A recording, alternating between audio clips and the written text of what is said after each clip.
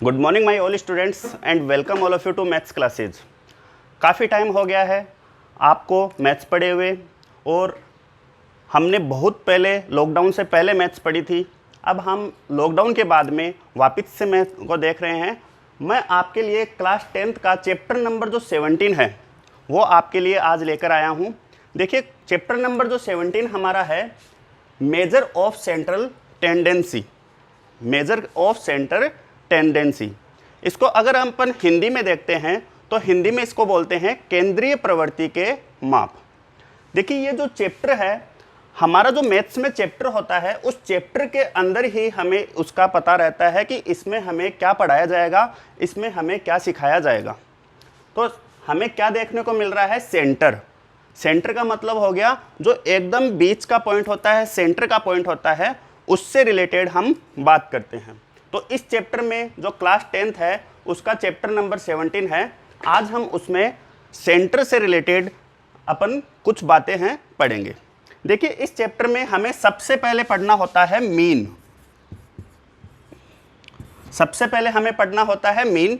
Mean को हम average भी बोल सकते हैं और इसे हम एक्स बार से भी शो कर सकते हैं।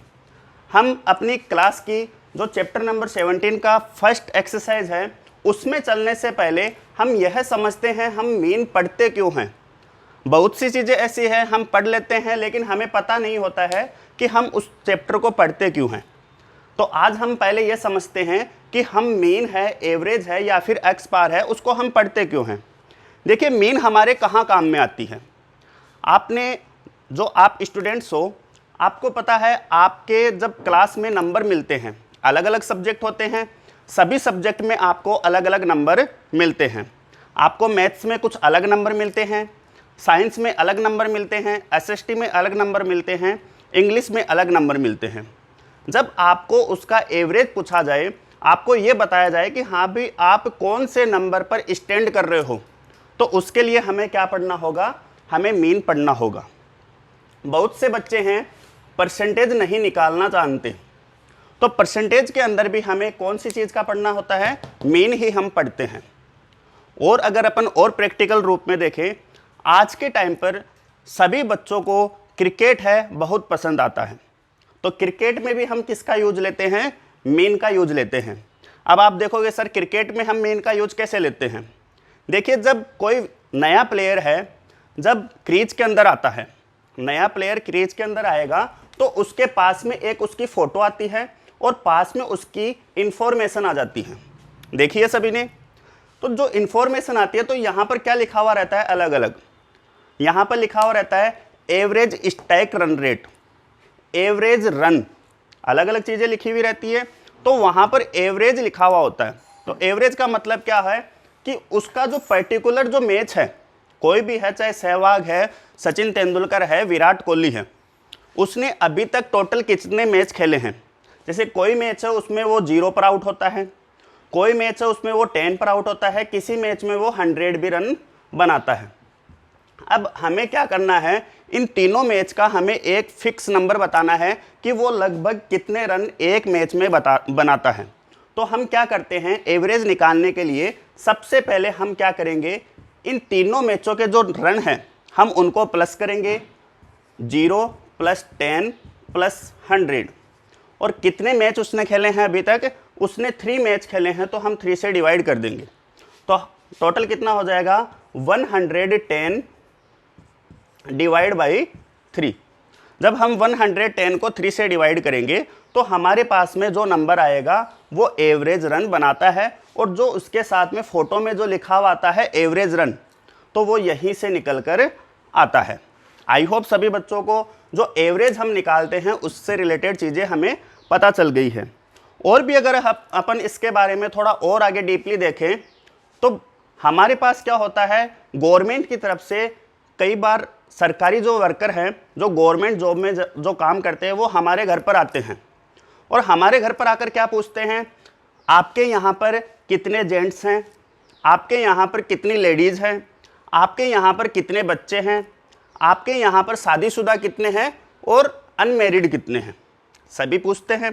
तो उसमें जब वो अलग अलग घर का सर्वे करते हैं तो सभी घर से वो क्या करते हैं, डाटा कलेक्ट करते हैं, सभी घर का अलग अलग डाटा कलेक्ट करते हैं, उन सभी को ऐड करते हैं और ऐड करके जितने घरों का उन्होंने डाटा कलेक्ट किया है उससे डिवाइड कर देते हैं, वही हमारा क्या है, मीन है।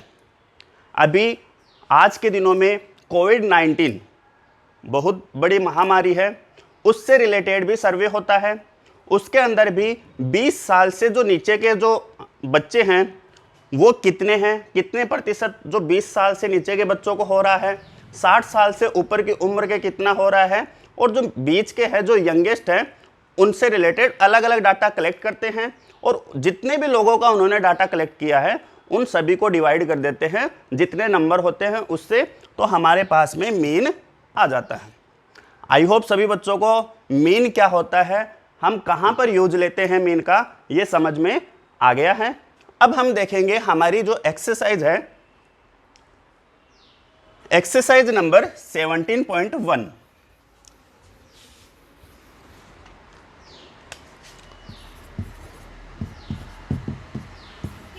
हम एक्सरसाइज नंबर 17.1 से रिलेटेड कुछ क्वेश्चंस हमने बोर्ड पर लिख रखे हैं, तो हम इन क्वेश्चनों से रिलेटेड डिस्कस करते हैं।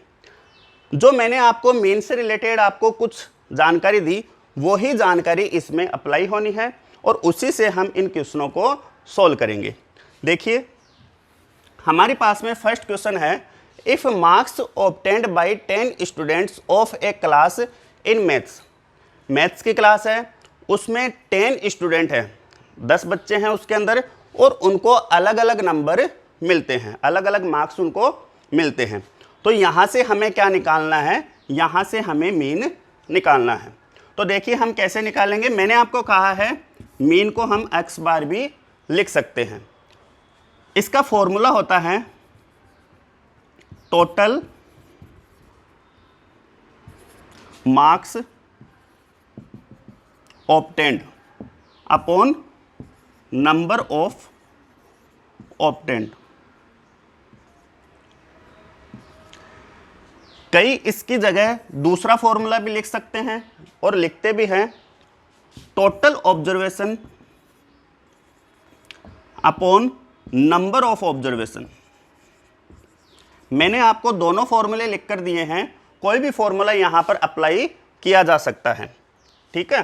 तो अब देखिए हमारे पास में पहले क्या है, टोटल ऑब्जर्वेशन। जो हमें नंबर दिए गए हैं उन नंबरों को हम सबको क्या करेंगे, उनका टोटल करेंगे, उन सभी को ऐड करेंगे।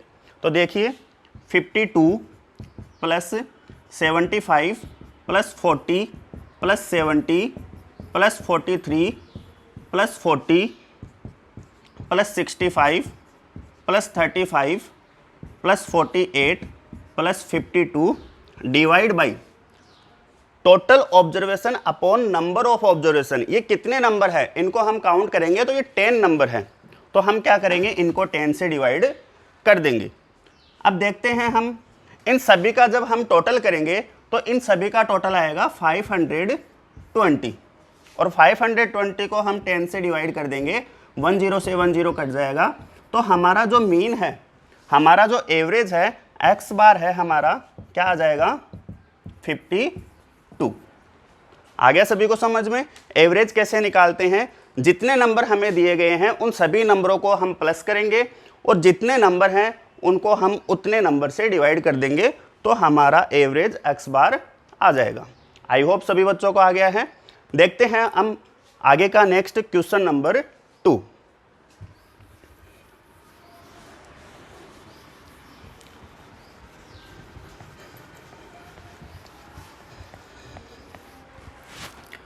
देखिए जो क्वेश्चन नंबर 2 है उसमें हमें क्या दिया हुआ है, the monthly salary of assistant workers in A school. एक स्कूल है, उसमें एक असिस्टेंट वर्कर है, उसकी मंथली सैलरी है 1720, 1750, 1760, 1710। अलग अलग मंथ की अलग अलग सैलरी है। तो आपको मैंने अभी x बार का फॉर्मूला बताया था, total number of observation, total observation upon number of observation. तो हम क्या करेंगे, यहाँ पर इनका सबका टोटल करेंगे, 1720 प्लस 1750 प्लस 1760 प्लस 1710 और ये कितने नंबर है उतने नंबर से हम इसको डिवाइड कर देंगे। तो ये कितने नंबर है 1 2 3 4, तो हम इसको 4 से डिवाइड कर देंगे। अब देखिए इनका हम सबका क्या करेंगे, पहले सम करेंगे। तो इनका सम कितना आएगा 6940। इन सभी का हम प्लस करेंगे, सम करेंगे तो हमारे पास आएगा 6940। और ये कितने नंबर है 4 नंबर है, तो हम इसे 4 से डिवाइड कर देंगे। तो देखिए जब हम इसको 4 से डिवाइड करेंगे तो हमारे पास आंसर आएगा 1735। तो उसको जो एवरेज सैलरी मिलती है मंथली 1735 रुपीज़ उसको मिलते हैं। आई होप आपको कुछ डाटा दिए गए हैं, उन डाटाओं से अगर आपको एवरेज निकालने के लिए कहा जाए तो आप अब एवरेज निकाल सकते हो। ठीक है, अब हम देखते हैं एक अलग टाइप का क्वेश्चन है। हमारी बुक का एक्सरसाइज नंबर 17.1 है, उसका जो थर्ड क्वेश्चन है वो थोड़ा सा इससे डिफरेंट है। इसके अंदर क्या दिया हुआ है देखिए, इफ़ मीन ऑफ डिजिट्स, हमें कुछ डिजिट दे दी गई है और उसकी मीन है वो 4 है। देखिए क्या क्वेश्चन है, if mean of digits 3 4 8 5 x 3 2 1 is 4। इसमें देखिए एक नंबर मिसिंग है, इसकी जगह क्या लिखा हुआ है x लिखा हुआ है और इसकी मीन है जो x बार है वो हमें 4 दे दी गई है। तो हमें जो मिसिंग नंबर है देन फाइंड x, जो x है हमें वो फाइंड करना है।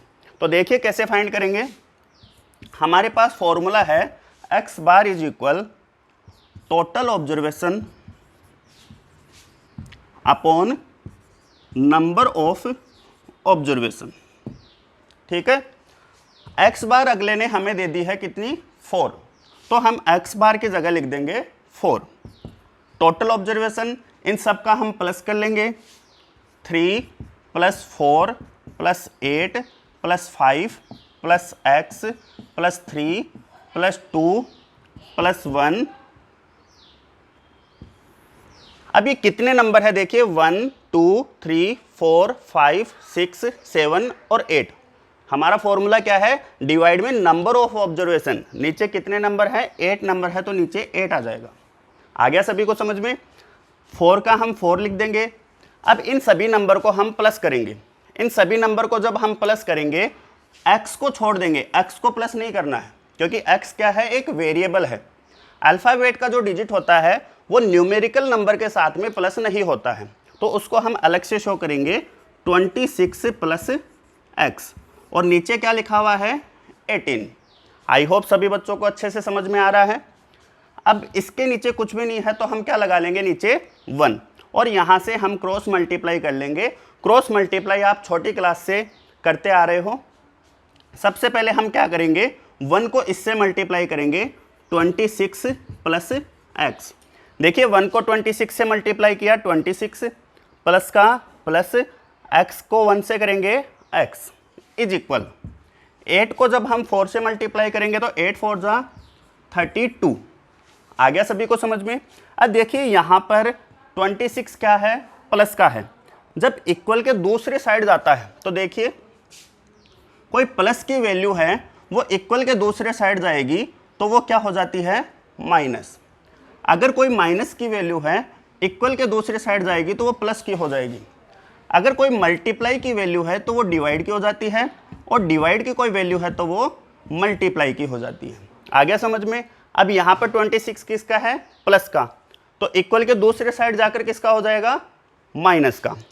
ओके देखिए अब हम इस 26 को दूसरी साइड ले जाएंगे तो x इज इक्वल 32 - 26। तो x इज इक्वल 32 में से 26 लेस करेंगे कितना बचेगा 6। तो हमारा जो मिसिंग नंबर था जो x था वो कितना आ गया है 6। आई होप सभी बच्चों को आज की क्लास में जो आपने देखा है x बार से रिलेटेड कुछ क्वेश्चंस हमने देखे हैं वो क्वेश्चंस आपको अच्छे से समझ में आए हैं। आगे की क्लास में हम इसी चैप्टर को इसी एक्सरसाइज को आगे और कैरी ऑन करेंगे। तब तक के लिए thank you and good luck.